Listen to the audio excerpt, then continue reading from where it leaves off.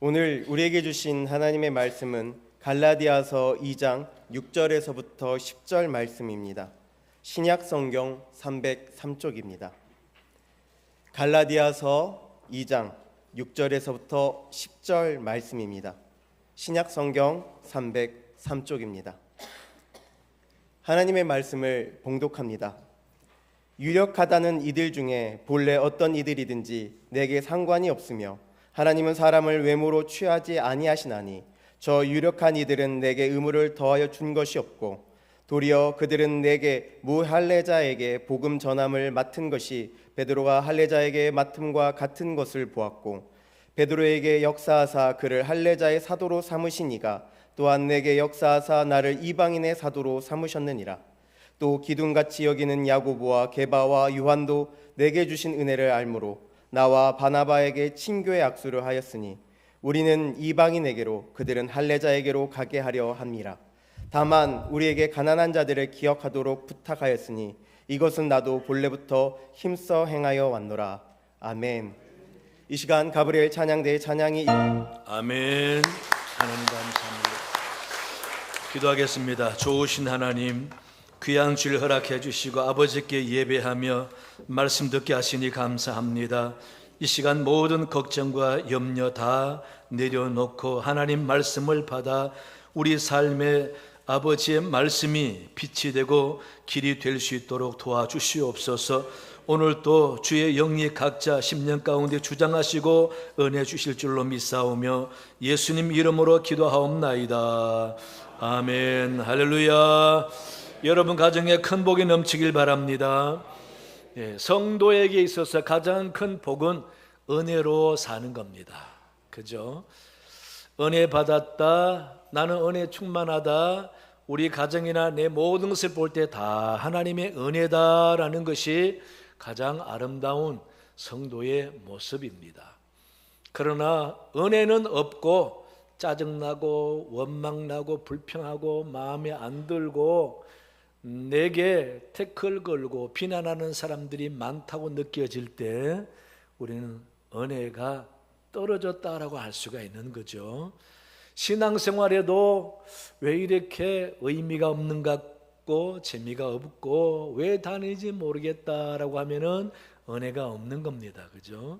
그러나 주일이 기다려지고 교회 예배 드리고 싶고 찬송 부르고 싶고 찬양대 찬양 참 잘하는구나 라고 은혜가 되고 감동이 되고 기대가 돼야 은혜 있다라고 할 수가 있는 것이죠. 그래서 성도는 은혜로 산다라고 할 수가 있습니다. 여러분, 내가 지금 은혜로 사는가 아니면은 다른 이유로 사는가 한번 생각해 보시기 바랍니다. 은혜를 깨달아서 그 은혜에 감동하면서 은혜를 느끼면서 그 은혜가 내게 기쁨이 되고 삶의 힘이 되는 것이 성도의 모습이다라는 것. 꼭 여러분 기억하시고 나는 은혜 떨어지지 말아야 되겠다라고 힘써 보시기 바랍니다. 헬렌 켈러라는 사람 우리 잘 알잖아요. 눈 멀고 귀 안 들리고 말도 못하는 삼중장애인 그 사람이 좋은 선생님 만나서 그가 훌륭한 사람 되면서 그가 많은 사람들에게 좋은 영향력을 끼치고 도전을 주고 책까지 써가면서 사람들에게 참 신선한 은혜를 끼친 그 사람, 누가 볼 때는 불행한 사람이다라고 볼 수 있지만은 그는 결코 불행한 사람이 아니었지. 어떤 기자가 그의 말년에 그런 질문을 해봤다고 합니다. 이런 육체적 고통과 함께 한평생을 살아왔는데 당신은 하나님을 원망해 본 적이 있습니까? 라고 물었더니 그 헬렌 켈러가 제가 하나님께로부터 받은 은혜를 헤아리는 것만으로도 시간이 부족한데 하나님께 감사하기도 시간이 없는데 원망할 시간이 어디 있습니까? 감사하고 그 은혜를 기뻐하는 시간만으로도 충분한데 저는 그럴 시간적 여유가 없습니다 라고 말했습니다. 원망하고 불평할 시간이 없다라는 거죠. 받은 은혜 아래 보면서 감사하는 것도 모자란다라는 거죠. 그러다 보니까 그 사람은 불행을 모르고 늘 행복한 것이지요. 남들은 삼중고로 참 저렇게 해서 어떻게 살까 걱정을 하지만은 오히려 그 사람은 행복한 것입니다. 늘 은혜는 사는 겁니다. 그러니 그가 돌아가시기 전에 귀한 말을 남겼답니다. 나의 일생은 참으로 아름다웠다. 여러분도 돌아가시기 전에 그런 회상이 되고 그런 말을 할 수가 있을까? 할 수 있습니다. 늘 은혜로 살면은 그렇게 죽을 수가 있다라는 것입니다. 오늘 본문도 사도 바울이 9절에 보면은요, 내게 주신 은혜를 내가 알므로라고 표현합니다. 은혜를 아는 사람, 참 중요한 것이죠. 은혜를 모르는 사람과 은혜를 아는 사람은 그 삶의 모습과 표정이 확연하게 다른 것입니다. 바울은 자신이 있었어요. 자기뿐 아니라 야고보도 게바도 베드로를 게바라 그러거든요. 베드로도 요한도 나를 알고 내가 은혜 받은 사람이라는 사실을 안다라는 겁니다. 그렇다면은 바울이 한평생 은혜로 살았다면은 그가 뭘 깨달았기 때문에 하나님의 은혜라고 할까?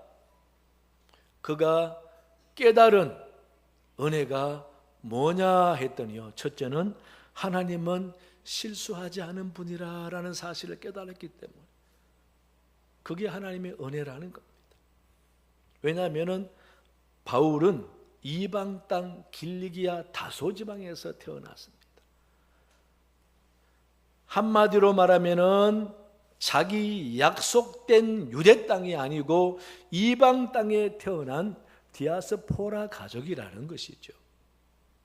이게 왜 바울에게는 불평이 있냐면은 유대인들에게 있어서는요, 유대 땅이, 예루살렘이 성스러운 땅이에요. 하나님의 약속이 있는 곳이고 예루살렘 성전이 있는 곳이고 시온산, 하나님의 거룩한 산이 있는 곳이고, 그래서 유대 땅에 태어나는 것이 약속된 축복이라고 믿기 때문에 이방 땅에 태어난 유대인들은요, 늘 그게 부러운 겁니다. 불만인 겁니다. 이방에 살면서 명절만 되면 또 예루살렘으로 와야 돼요. 그렇게 와야 되니 유대 땅에 태어나서 유대 땅에 사는 사람들이 가장 복된 사람으로 여기는 게 바로 유대인들의 생각이라는 겁니다. 그런데 하나님은 우리 가정에 물질의 복은 주셨지만은 이방 땅에서 사는 이 불행을 왜 하나님은 허락하셨을까? 그런데 그게 불행이 아니라는 사실을 바울이 깨닫게 된 것이죠. 길리기아는 헬라 문화권이 지배한 헬라 지역입니다. 따라서 이 바울은 태어나면서 헬라 문화를 알게 되고 자기 아버지 어머니가 유대인이니 유대 문화를 알게 되고 헬라 땅에서 자랐으니 헬라어를 잘하게 되고 아버지가 어머니가 유대인이니 히브리어를 잘하게 되고, 이게 나중에 봤더니 얼마나 큰 혜택인지 바울이 깨닫게 됐다라는 것입니다. 그래서 두 문화, 두 언어를 능통하게 잘 아는 것, 이게 나중에는 하나님 앞에 얼마나 유익한 것인지 깨닫게 된 것입니다. 그래서 자기가 다소에서 태어난 것이 하나님의 실수가 아니라 바로 하나님의 계획이었다는 사실을 깨닫게 되면서, 아, 하나님은 나와 우리 가정에 실수가 없는 분이구나, 계획이 계시는 분이고 뜻이 계시는 분이구나. 그래서 그는 길리기아 다소 지방에 태어난 것이 바로 하나님의 뜻이다, 계획이었다라는 것을 알게 된 것입니다. 그렇게 깨닫고 보니까 자기가 좌충우돌 했던 모든 것들도 다 하나님의 은혜로 다가오는 겁니다. 그는 유대 땅이 소중하고 유대 교육이 중요하기 때문에 다소지방에서 유대로 유학 왔잖아요. 한국에서 미국으로 가야 유학인데 미국에 태어난 한국 사람이 한국에 와서 공부하러 오는 꼴과 같은 거예요. 그래서 그는 훌륭한 가말리엘이라는 선생도 만나게 되고 유대 공부를 열심히 하고 유대 율법을 능통하게 되고, 그렇게 심취하면서 그에게는 왜 나는 이방 땅에 태어나느냐라는 불만이 있었던 것입니다.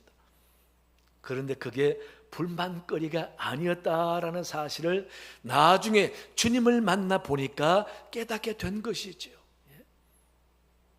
주님을 만나 보니까 자기가 정말 하나님의 계획 속에서 내가 잘 태어났구나. 그러면서 그는 한때 오해를 했지 않습니까? 그는 예수님을 따르고 믿는 사람들을 피파하고 잡아다가 가두고, 또 스데반이 돌에 맞아 죽는데 잘 죽었다고 하고 증인이 되기까지 하나님은 그렇게 부끄럽고 죄 많은 자신을 그래도 기다려줬다는 사실, 포기하고 벌하고 버리시지 않고 끝까지 잘 참아주셔서 예수님을 만나고 난 다음에 하나님께서 내가 그렇게 하나님 앞에 부끄럽게 하고 죄를 짓고 예수님을 힘들게 했던 것까지 주님이 잘 참아주시고, 나중에 회개하고 주님을 위해서 목숨을 바치겠다라고 결단할 때까지 하나님이 나를 참아주시고 기다려주신 것을 볼 때에 하나님은 실수한 분이 아니라 계획으로 나를 참아 나를 기다려주셨다라는 것을 알게 됐다는 겁니다. 그 다음에 하나님께서 제자를 통해서 바울을 설득한 것이 아니라 다메섹 도상에서 강권적으로 만나주셔서 사명을 주었다는 사실을 얼마나 복되고 귀하게 여기면서 이것이 내게 큰 은혜다.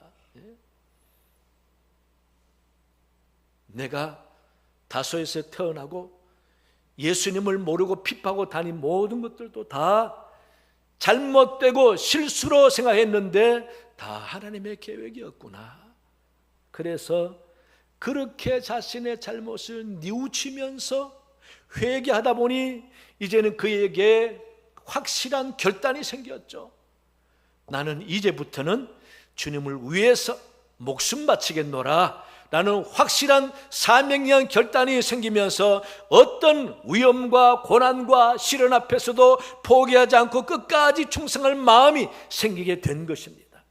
그런 마음을 갖기까지 하나님은 나를 잘 참아주셨다라는 그 생각할 때에 하나님은 내게 실수한 분이 아니라 철저한 계획으로 나를 부르신 분이다. 그래서 그 마음에 그런 결단이 생기잖아요. 빌립보서 3장 12절에 그리스도 예수께 잡힌 바 된 그것을 잡으려고 달려가노라. 평생 이런 각오로 살 수 있는 마음을 갖게 되었으니 얼마나 큰 은혜인가라고 바울은 깨닫는다라는 겁니다.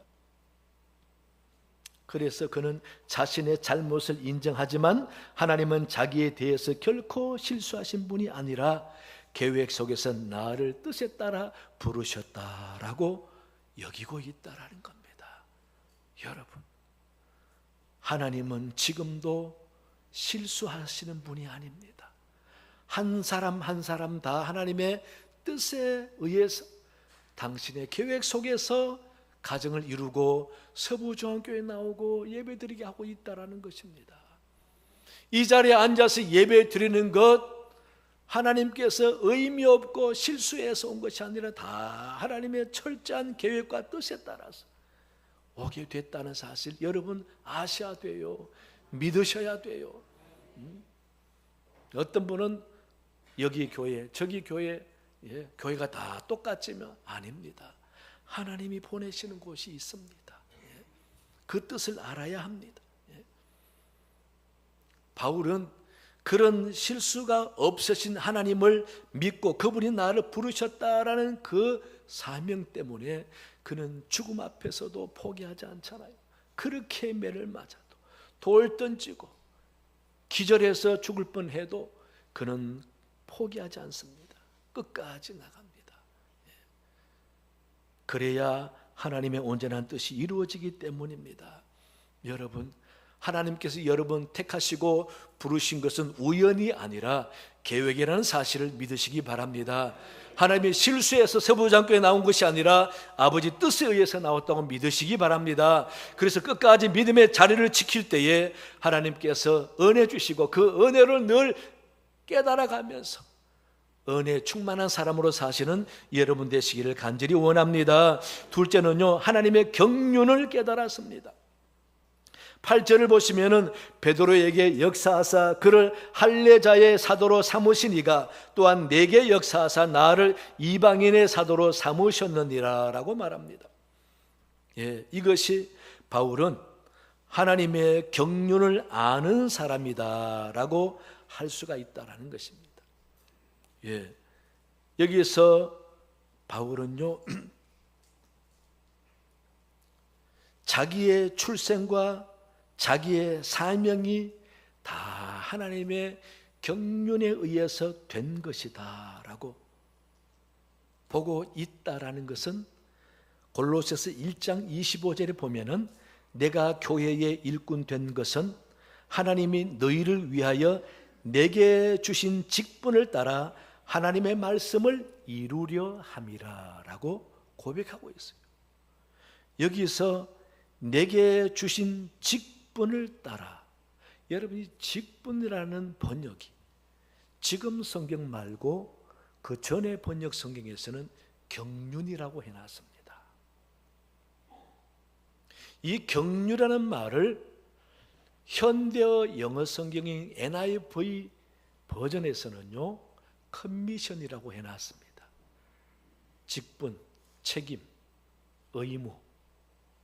그런데 원래 번역인 킹 제임스 버전 KJV에서는요, 이 커미션을 뭐라고 해놨냐면요, 디스펜세이션이라고 해놨습니다.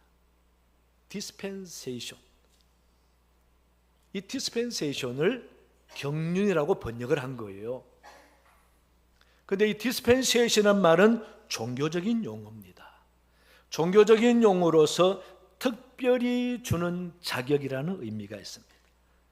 신이 주시는 특별한 혜택이나 사명이 디스펜세이션입니다.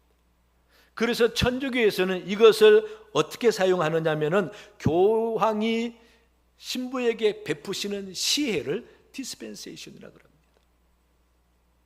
그러니 사도 바울은 자기가 이방인 사도로 불러주신 것은 하나님의 깊은 경륜에 의해서 되었다라고 믿는다라는 겁니다. 그렇다면 우리말 성경의 경륜은 뭐라고 해석을 해놨냐면요, 큰 포부를 가지고 어떤 일을 조직적으로 계획하는 것이라고 해놨습니다. 큰 일을 꿈꾸면서 어떤 일을 조직적으로 계획할 때 쓰는 용어를 경륜이라고 한다라는 거죠. 따라서 바울은 하나님께서 구원이라는 큰 계획을 이루어 가시는데 그 경륜 속에 자기를 불렀다라는 겁니다. 하나님의 경륜을 이루시는데 자기에게 사명을 주었다라는 것입니다. 이것은 곧 자기 정체성을 말하는 거죠.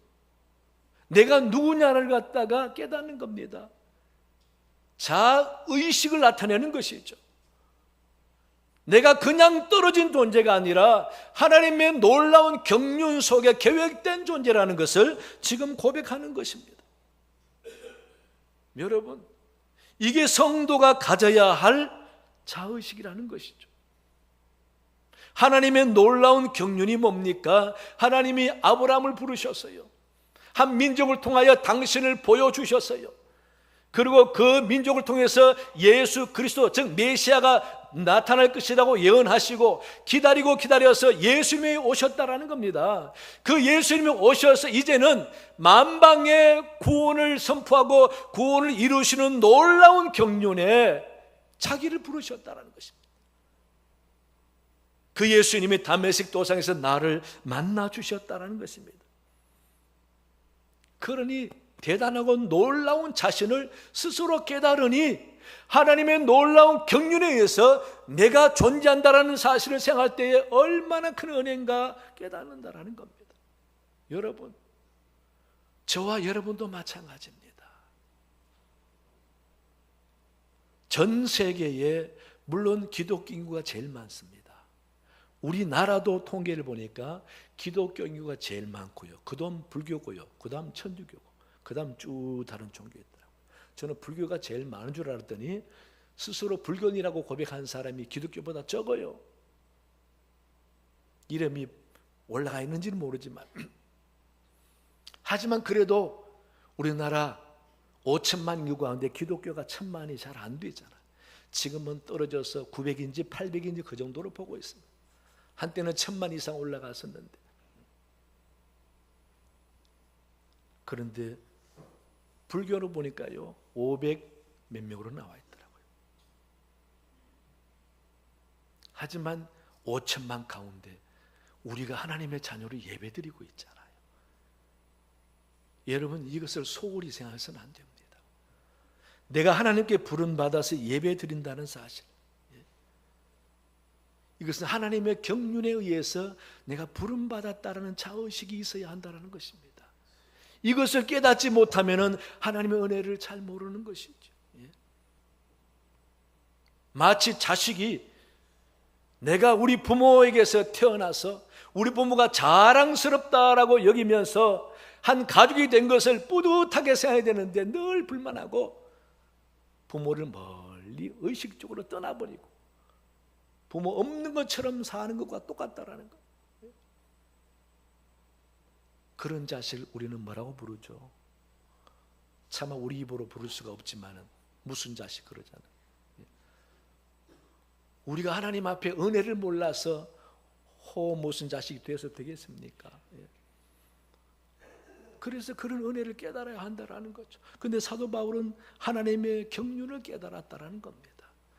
하나님의 철저한 계획을 깨달았다는 겁니다. 그래서 그는요 갈라디아서 1장 15절에서 내 어머니의 태로부터 나를 택정하시고 그의 은혜로 나를 부르시니가 라고 하나님이 자기를 이미 경륜에 따라 부르셨다라고 고백하고 있습니다. 예레미야 선지자도 1장 5절에서 내가 너를 모태에 짓기 전에 너를 알았고 내가 배에서 나오기 전에 너를 성별하였고 너를 여러 나라 선지자로 세웠노라 라고 하나님의 경륜에 따라 자기를 이미 선택했다라고 예레미야가 고백하잖아요. 다윗도 하나님이 나를 아셨는데 내가 모태에서 태어나기 전부터 아셨다라고 고백하면서 하나님이 나를 기름 부어 주셨으니 하나님의 깊은 경륜 속에서 나를 부르셨다라는 그 자의식이 있기 때문에 그는 사울이 그렇게 죽이고 따라가면서 죽이겠다고 해도 피난 다니고 도망치면서도 그는 포기하지 않습니다. 얼마나 열심히 고난을 이기며 믿음으로 아슬아슬하게 그가 얼마나 불안했으면 비류들과 함께 살 때에 자다가 언제 암살당할지 모르는 불안도 느끼는 바울이었습니다. 그러면서도 삶의 끈을 놓지 않고 끝까지 잘 견뎠기 때문에 40세에 왕이 되고 왕이 되어서도 늘 기도하고 하나님께 의지했기 때문에 하나님의 다윗을 높여주셔서 예수님 메시아를 말할 때에 뭐라고 합니까? 무슨 자손? 모세 자손? 아니에요. 예레미야 자손? 아니에요. 누구 자손? 다윗의 자손 예수 그리스도. 다윗의 자손 예수 그리스도. 다윗이 그런 하나님의 경륜을 무시하고 내가 왜 이렇게 쫓기면서 불안하게 살아야 되느냐 하고 극단적인 행동을 하거나 그렇게 아이고 인생이 될 대로 되라고 살았으면 유대인들이 그렇게 존경하고 내세우는 다윗 왕, 다윗의 자손, 거지들도 맹인들도 다윗의 자손 예수요, 모세 자손 예수가 아닙니다. 하나님의 경륜을 깨닫고 끝까지 믿음으로 견디고 그게 은혜이기 때문에 늘 다윗은 다 하나님의 은혜로 생각하잖아요. 바울도 그렇게 고난을 겪으면서도 포기하지 않지 않습니까? 다 하나님의 은혜니. 이렇게 하나님의 은혜를 깨달아야 우리가 어려움을 이기고 고난을 이긴다라는 겁니다. 왜? 하나님의 경륜은 오늘로서 끝나는 게 아니잖아요. 하나님의 경륜은 미래를 바라보게 하고 소망을 갖게 합니다. 그래서 믿는 사람은 현재 아무리 어려워도 미래를 바라보고 하나님의 경륜이 있기 때문에 항상 은혜로 여기며 사는 겁니다. 여러분, 영화 바람과 함께 사라지다 보셨지요? Gone with the Wind라는 바람과 함께 사라지다. 이게 원래 책이었지요.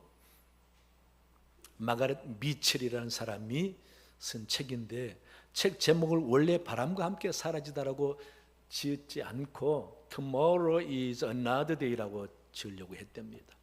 Tomorrow is another day. 내일은 또 하루다. 또 한 날이다. 이걸 우리나라 사람 그렇게 번역하죠. 내일은 또 다른 내일의 태양이 뜬다. 내일은 또 내일의 태양이 뜬다.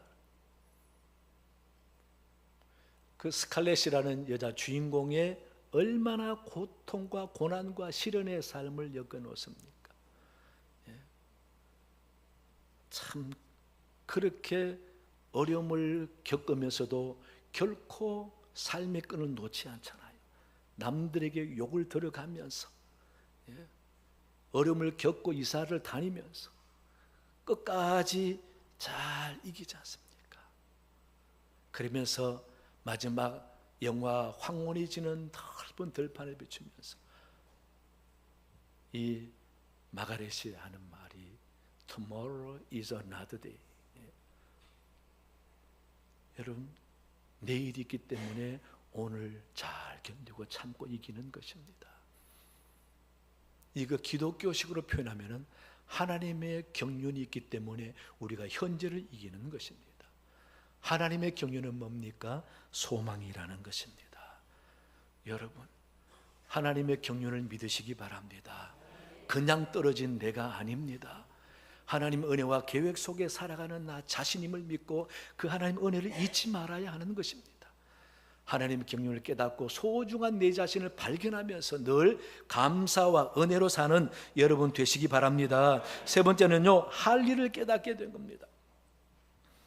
바울은 하나님의 깊은 경륜 속에서 자기를 부르셨다라고 생각하니까 나를 왜 부르셨을까라고 할 때, 베드로는 제자 대표로 유대인들을 위해서 복음 전하는 사람이라면은 나는 이방 사람을 위해서 복음 전하는 사람으로 나를 선택했구나.